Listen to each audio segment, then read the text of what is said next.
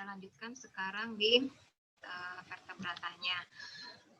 Jelas dia memiliki tulang belakang atau vertebrae, tubuh terbagi atas kepala, badan, dan 2 pasang anggota badan ya, jadi kaki dan tangan, atau 2 pasang alat gerak ya, 4 alat gerak. Punya rangka dalam, endoskeleton, jantungnya ruangnya macam-macam dari 2, 3 sampai 4. Penutup tubuhnya juga macam-macam, ada yang berupa rambut, ada yang berupa sisik, ada yang berupa bulu ya. Kemudian darahnya sudah punya eritrosit, punya leukosit, punya hemoglobin juga, punya ginjal sepasang dan gonad juga sepasang.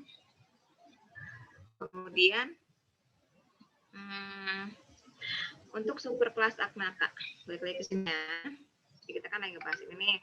Sekarang kita bahas dulu untuk superkelas Agnatha. Superkelas Agnatha ini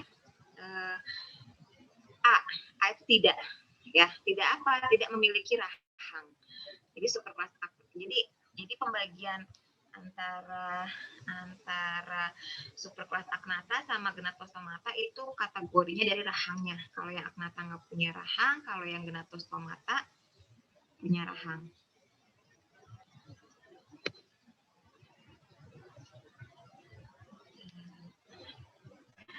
Kemudian tubuhnya panjang, ramping, jadi kayak belut, ya kayak belut. Ada 2 kelas, ada yang cephalospidomorphi sama yang sama yang Michini ya. Kalau yang cephalospidomorphi dia mulutnya ada pengaitnya. Contohnya di sini adalah ikan lamprey besarnya. Oke. Nih, mulutnya ada pengaitnya.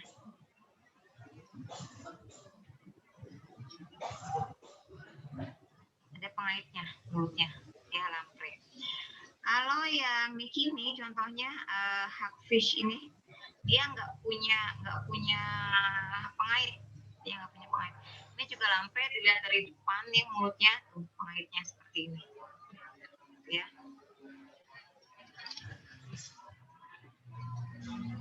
Jadi pada Agnatha pembagiannya berdasarkan salah satunya kait atau giginya ya. Ibu mau tanya. Ya. Kalau di buku itu Agnatha itu bagian dari Pisces, tapi kalau di PT Ibu dia misal superkelas sendiri. Jadinya gimana, Bu? Oke, balik lagi ke yang namanya klasifikasi. Klasifikasi itu di awal ya udah pernah bilang ya, waktu belajar klasifikasi, yang namanya klasifikasi itu ada dasarnya dan bisa bermacam-macam sama seperti mazhab, gitu ya. Jadi tergantung mau pakai yang mana. Oke? Oke, Bu, makasih banyak. Terus sekarang di Gnatostomata dia punya rahang dan rahangnya itu bersendi. Jadi mulut kamu kan kecuali ular ya, kalau ular kan rahangnya nggak bersendi sehingga dia bisa makan manusia sekalipun gitu ya, karena nggak terbatas gitu ya. Dia bisa membuka mulut sangat luas, sangat luas ya, sangat lebar. Ada 6 kelas: Chondrichthyes, Osteichthyes, Amfibi, Reptil, Alves, Mamalia. Chondrichthyes sama Osteichthyes sebenarnya itu adalah ikan ya, Pisces, cuma dibedakan. Kalau yang Chondrichthyes itu tulangnya tulang rawan, kalau yang Osteichthyes tulangnya tulang keras. Ini yang Chondrichthyes. Udah tahu ya ngebeda ikan tulang rawan sama ikan tulang sejati itu kelihatan bisa sangat bisa dibedakan dari fisiknya tanpa kita tahu, tanpa kita harus lihat tulangnya dulu, kita pegang tulangnya tuh kelihatan ya. Dari SMP mungkin belajar kan kalau ikan tulang rawan atau Chondrichthyes itu mulutnya ya itu di bawah, kayak hiu, pari itu mulutnya di bawah. Kalau ikan yang tulang sejati itu kan mulutnya di depan, ya. Terus celah insangnya, operculumnya di samping. Kalau yang tulang sejati, ikan tulang sejati. Kalau yang ikan tulang rawat itu celah insangnya di bawah, di bagian bawah sini. Itu bedanya. Jadi kelihatan, oh itu pasti tulangnya tulang rawan, gitu ya. Terus ini tipe ya. Tipe sisiknya untuk yang tulang rawan itu gilakoid, ya. Terus punya klasper untuk membantu proses reproduksinya untuk menyalurkan sperma. Beruang 2, selebihnya sama sih antara tulang rawan sama tulang sejati, sifatnya sama ya, kecuali ini dari mulut, celah insang, tipe sisik gitu ya, selebihnya sama. Ruang jantungnya sama, cuma punya serambi sama bilik. Fertilisasinya kalau ikan macam-macam ya, ada yang internal, ada yang eksternal. Tapi untuk yang Chondrichthyes ini dia internal, gitu ya. Nah, kalau yang tulang keras itu tipe sisiknya macam-macam.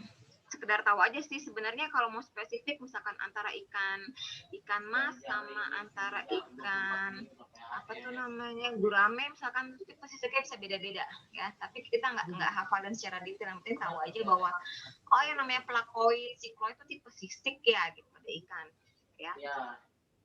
Terus punya gurat sisi. Ini tahu gurat sisi nggak sih kamu? Tahu gurat sisi nggak?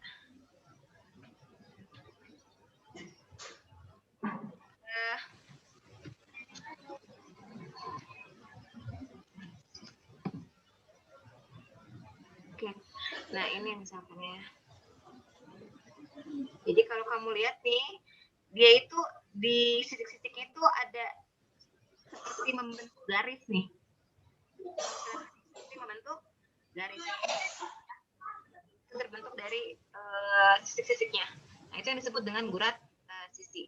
Buat apa gurat sisi? Oh, kalian sudah pernah belajar kan? Untuk menjaga keseimbangan ya ketika dia berenang.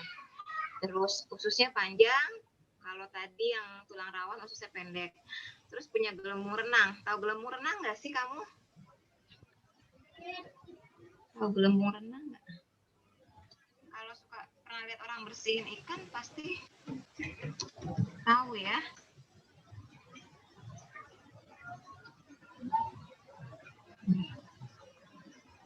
Nih, ini gelembung renang pada ikan ya, gelembung renang. Nih, gelembung renang ya. Dan tubuh ikan. Fungsinya buat apa? Gelembung renang yang membantu dia untuk pergerakan di air kan. Bahkan ada loh, ibu pernah lihat tayangan TV itu ada ikan jenis tertentu, lupa namanya, ikannya besar sehingga gelembung renangnya juga besar. Itu harganya mahal banget. Jadi ikan itu diambil cuma mau diambil gelembung renangnya doang ya, dikeringkan, itu nanti diekspor dijadikan obat untuk ikan tertentu itu, ibu lupa namanya. Fertilisasinya eksternal ya semua kalau Osteichthyes. Sorry kok. Ya, ini contoh-contohnya. Ada pertanyaan sampai sini? Untuk ikan, Chondrichthyes dan Osteichthyes. Kalau nggak ada, kita ke amfibi. Amfibi mengalami metamorfosis, tahu ya. Kulitnya licin, tidak bersisik. Oh ya, tadi kalau ikan sifatnya berdarah panas atau berdarah dingin? Berdarah dingin, Bu. Ya, dingin atau istilahnya poikiloterem ya, atau eksoterem, sama seperti amfibi. Jadi amfibi, ikan, reptil, yaitu 3 itu berdarah dingin, jangan sampai lupa. Berdarah dingin itu artinya apa? Artinya suhu tubuhnya akan mengikuti dengan suhu lingkungannya. Ya. Jantungnya beruang 3. 3 itu apa aja? Yang 2 apa? Kalau dikata serambi apa biliknya yang 2? Ayo. Ambil. Ayo. Ingat nggak? Serambinya, Bu. Serambinya 2.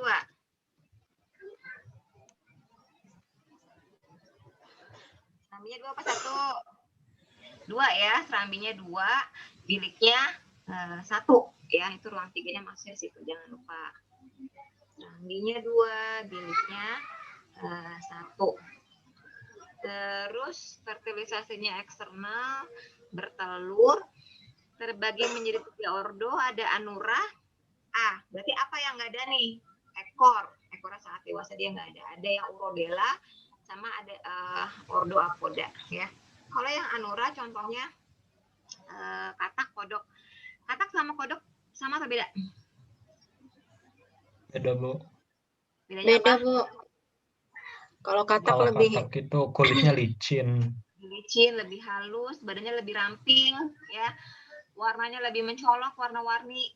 Tapi kalau bufo atau kodok itu lebih lebar, lebih kusam warnanya. Pastinya tungkainya juga lebih panjang yang katak ya daripada kodok, ya. Anura ini kata kodok itu kan saat dewasa dia nggak berekor, cuma saat fase berudu aja dia berekor, ya. Terus jantan memiliki kantong udara, makanya kalau lagi musim hujan tuh, kalau yang masih di kampung-kampung itu kan suka dengar suara kodok kenceng banget ya di sawah-sawah, karena punya kantung udara. Kalau yang Urodela, contohnya salamander. Salamander itu mirip bentuknya sih mirip oke ya. Tapi dia licin kan, terus warnanya juga lebih mencolok ya. Sama ada yang apoda, tidak podos kaki, jadi nggak punya kaki, kayak cacing tapi bukan cacing gitu ya. Contohnya ada Cecilian. Untuk kelas berikutnya reptil, binatang melata, tubuhnya ditutupi oleh sisik, berjari 5. Ini sudah beruang 4 ya, tapi sekatnya belum sempurna. Sekat apa? Sekat biliknya belum sempurna. Nafasnya dengan paru-paru, belum udara dingin.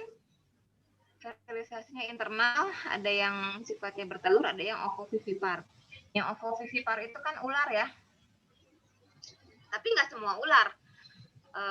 Hanya tertentu aja, kayak misalkan ular boa, itu dia ovovivipar. Tahu kan ya ovovivipar itu apa? Sebenarnya dia bertelur, cuma telurnya netes di dalam, sehingga keluarnya itu dalam bentuk anak gitu. Sebenarnya dia bertelur. Terus ada 3 ordo, Chelonia, Testudine. Ini contohnya dari kura-kura penyu ya, squamata. Squamata tuh ular, apalagi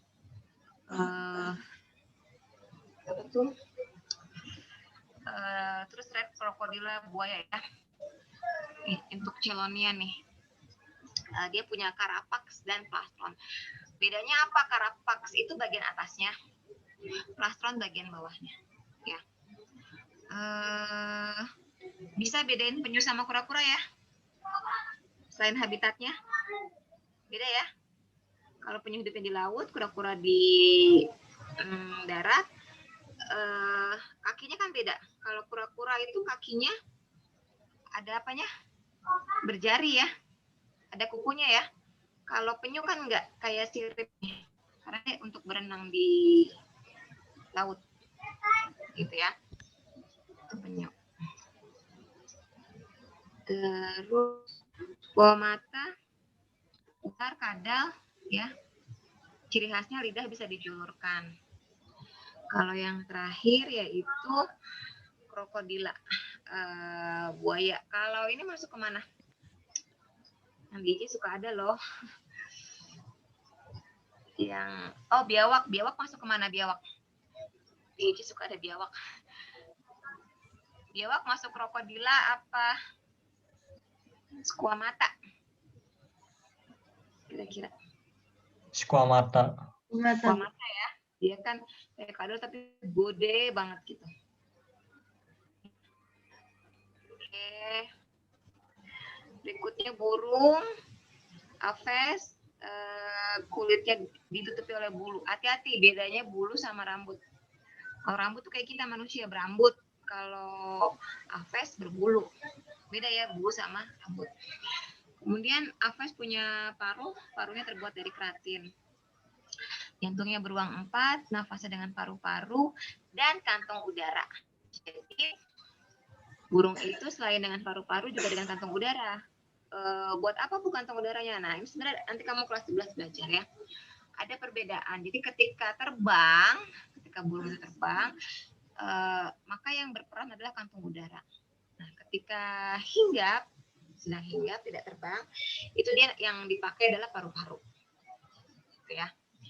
Berdarah panas, kemudian ovipar. Ada 2 subkelas yang Carinata dan Ratita. Kalau yang Carinata punya tajuk pedang dan bisa terbang. Kalau yang Ratita tidak memiliki tajuk dada dan tidak bisa terbang. Kayak burung unta itu kan nggak bisa terbang. Burung kiwi nggak bisa terbang. Ya. Tapi kebanyakan memang yang dari Carinata ini. Gitu. Emang penguin bisa terbang ya? Ya walaupun nggak terbang tinggi sampai di langit, paling nggak bisa sedikit gitu ketika dikepakkan. Kayak ayam juga kan terbangnya sedikit, nggak kayak burung yang lain-lain gitu ya. Tapi masih kategori Carinata karena juga memiliki tajuk pedang.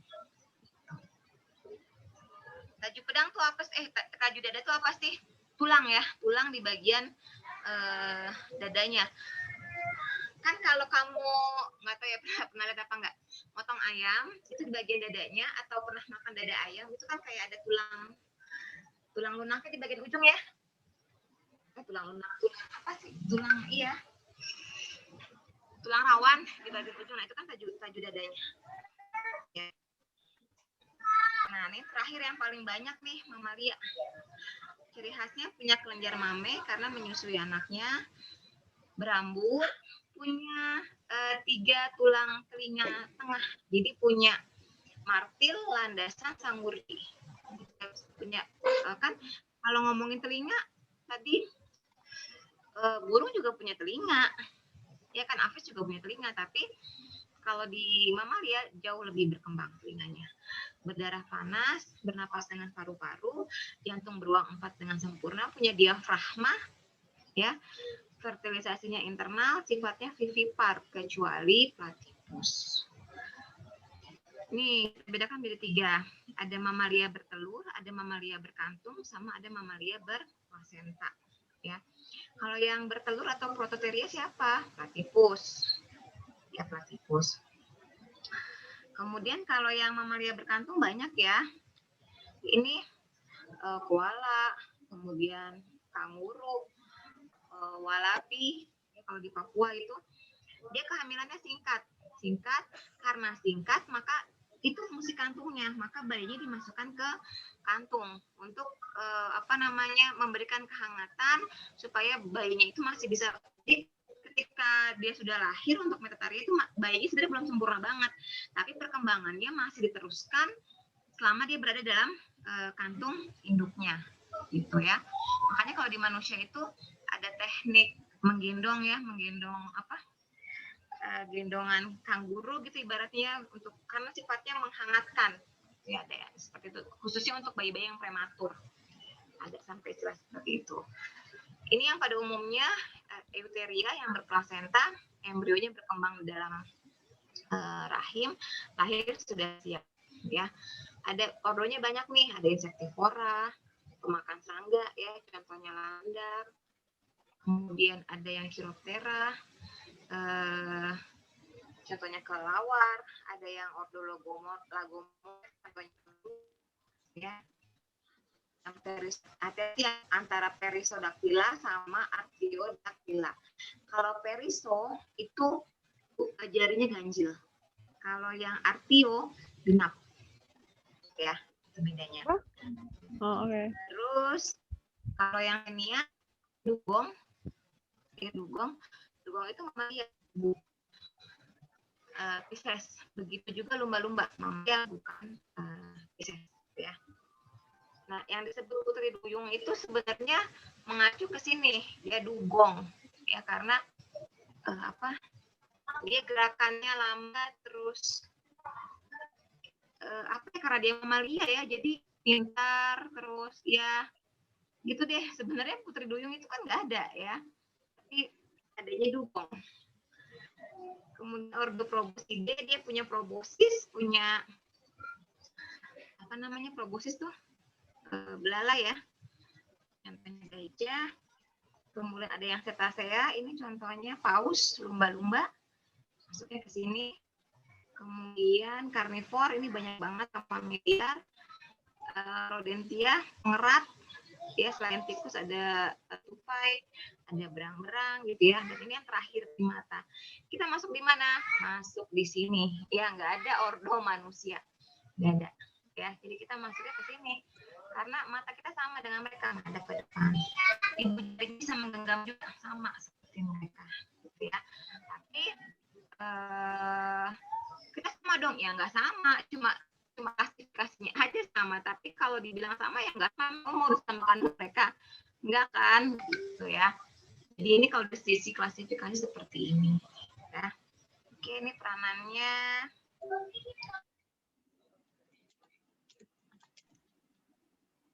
Ya. Besok Materi animalia. Ada pertanyaan sampai sini? Sebelum Ibu kasih pengumuman. Oke, yang pertama ada request bahas soal yang kemarin ya, karena nilainya kecil-kecil ya. Belum bisa. Kenapa? Masih banyak yang belum remet ya, sampai udah buka 2 kali hari Sabtu, hari Minggu tetap masih ada yang belum remet. Ibu maaf suaranya tenggelam Ibu. Suaranya tenggelam. Udah kedengeran? Ibu halo. Udah normal belum? Kecil suaranya, Masih Bu. tenggelam Bu. Tenggelam ya. Diapain ya? Diapain ya?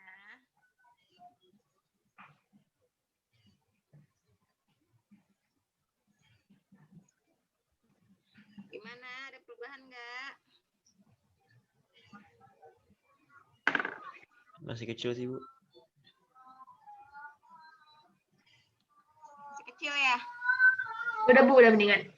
Ya, sekarang sudah, Bu. Jadi pulang pengumuman yang pertama ada permintaan untuk bahas soal. Nggak bisa, kenapa? Sampai sekarang masih ada yang belum remet. Padahal Ibu udah buka 2 hari, Sabtu Minggu, gitu ya. Terus nilainya kecil-kecil, padahal open book, gitu. Berarti evaluasinya adalah kamu nggak bisa open book. Padahal Ibu udah bilang wanti-wanti, kalau kamu open book hati-hati, harus tetap belajar, harus tetap baca. Karena kalau cuma ngandelin baca buku, kamu nggak paham. Ya cuma buka, tapi kamu nggak paham. Karena kan soalnya nggak selalu langsung to the point gitu kan ya. Tapi harus ada berpikirnya. Ya, jadi udah Ibu nggak mau ngasih open book lagi. Cukup kemarin aja. Karena evaluasinya nggak bagus. Jadi minggu depan ya ulangan ya. Ulangan core data sama Echino itu close book ya, close book, nggak open book lagi. 1. Terus yang kedua, Ibu mau ini yang belum udah ada sebenarnya di learning kan, yang belum ngumpulin tugas ya, tapi mau share sekali lagi nih. Ini yang IPA 1 bisa dilihat yang belum remet siapa, yang remet sudah tuntas, yang belum tuntas. Ibu maaf, Ibu boleh share screen Bu? Udah. Nggak kelihatan. Udah share screen. Kelihatan? Belum, Bu. Enggak? Belum ya, Bu. Belum kelihatan? Belum. Udah? Belum. Kelihatan ya? Halo? Belum, Bu, belum. Kenapa ini?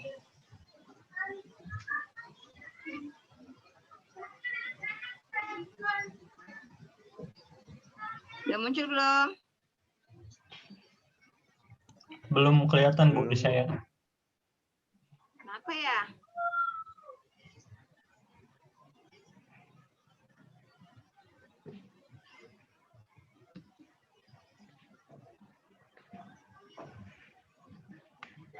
Udah? Halo?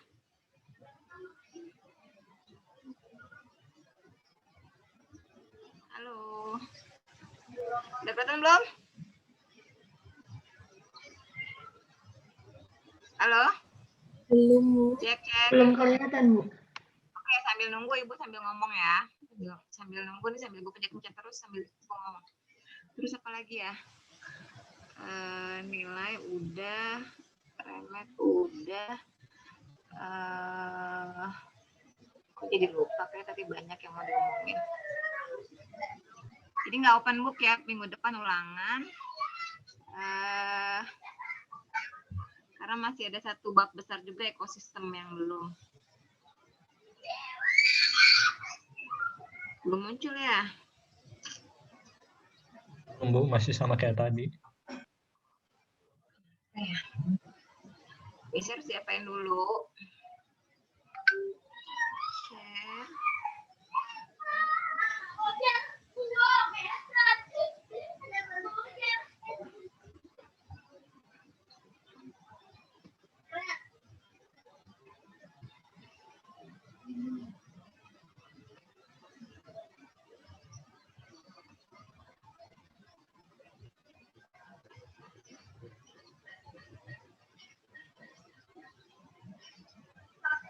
Belum ya?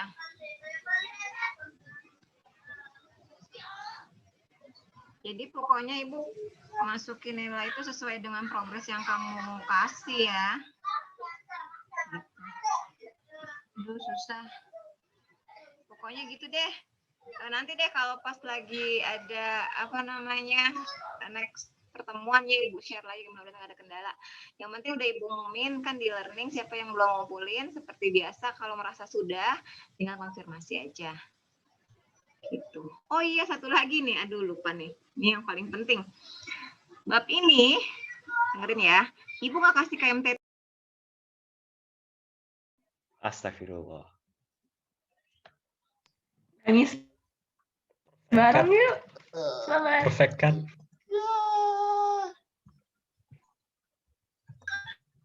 Ibu ulang ya. Bab ini Ibu nggak kasih KMTT. Tapi Ibu tetap akan ambil nilai KMTT. Terus dari mana nilai KMTT-nya? Dari ulangan kamu. Jadi nilai KMTT akan sama dengan nilai ulangan. Jelas? Sehingga kenapa begitu? Supaya jadi motivasi kamu untuk ulangan sebaik mungkin. Paham ya? Karena kalau ulangannya jelek, otomatis KMTT-nya juga jelek. Kalau kamu nggak remet, otomatis ya segitu KMTT-nya. Jelas ya? Ibu maaf. Kedengeran? Kedengeran, Bu. Kedengeran, Ibu. Kedengeran ya. Jadi Ibu mau terapkan seperti itu. Ibu nggak kasih KMTT, kan ringan tuh. Tapi kamu belajarnya harus benar, karena KMTT-nya diambil dari nilai ulangan. Ibu maaf. Ya? Kan biasanya KMTT itu jadi penambah nilai gitu kan, Bu. Kalau misalkan KMTT-nya diambil dari UH, nggak ada tambahan nilai dong, Bu. Kalau menurut saya lebih baik ada KMTT sih, Bu. Artinya teman-teman lain juga lebih milih ada KMTT, Bu, daripada KMTT-nya jadi UH. Ya, kalau pasti kamu memilih KMTT kan? Tapi masalahnya, kalau dikasih KMTT pun banyak yang nggak ngumpulin.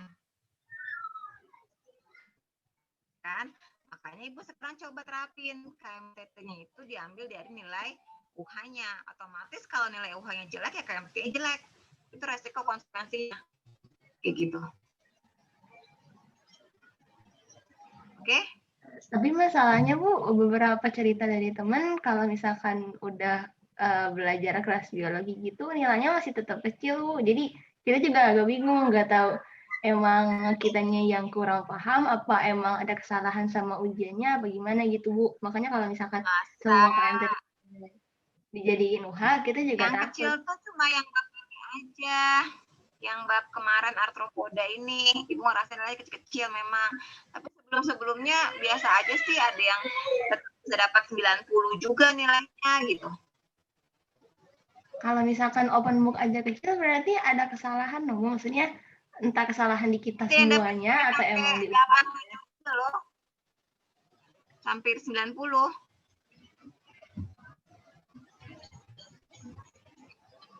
Tapi kalau Yang menurut dapat saya nilai sesuai sebagaimana kebijakan apa? sekolah pakai KMTT aja, Bu. Kan KMTT diambil dari nilai ulangan. Tapi kan biasanya KMTT-nya dari tugas gitu, Bu, kayak pelajaran-pelajaran lain, kayak kebijakan sekolah juga. Kan Ibu kan selebihnya begitu. Ini baru mau Ibu coba yang sekarang, baru mau terapkan 1 kali. Toh kamu dikasih KMTT juga nggak pada ngumpulin kan? Dikasih apa? Pengumuman juga tetap aja nggak ngaruh. Paling satu dua orang aja yang respon terus ngumpulin terus. Tapi kebanyakan selebihnya enggak. Jadi kalau dibuka nilainya semua nih masih banyak yang bolong-bolong. Gitu makanya gue mau terapin coba nih yang ini sekarang kebijakannya KMTT-nya diambil dari nilai UH. Gitu. Ya. Coba dulu ya. Oke. Ya. Sampai sini dulu ya. Terima kasih atas kehadirannya. Oh ya, silakan videonya dibuka. Ibu mau ambil dulu.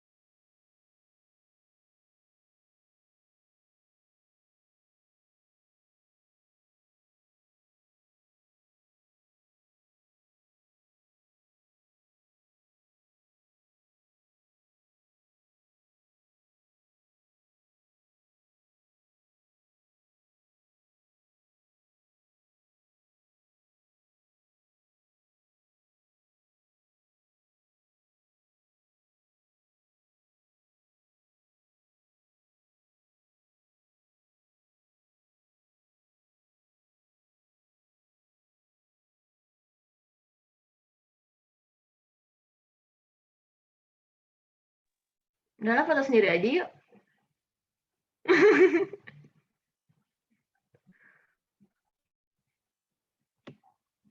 Ayo semuanya on cam dong. Yuk on cam yuk. Kita foto bareng.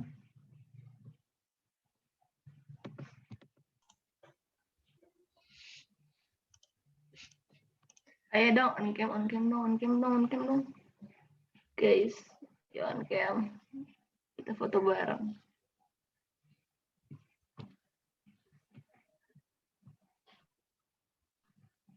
Oke, foto bareng yuk. Cheers. Cheers. Gimana? Ayo.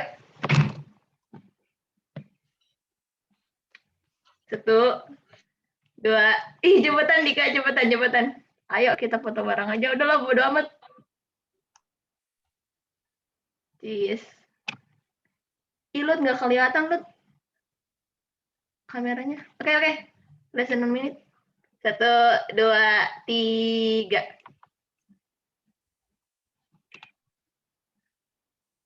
Oke, udahlah. Recordingnya boleh di stop nggak? Ulang. 1, 2, 3.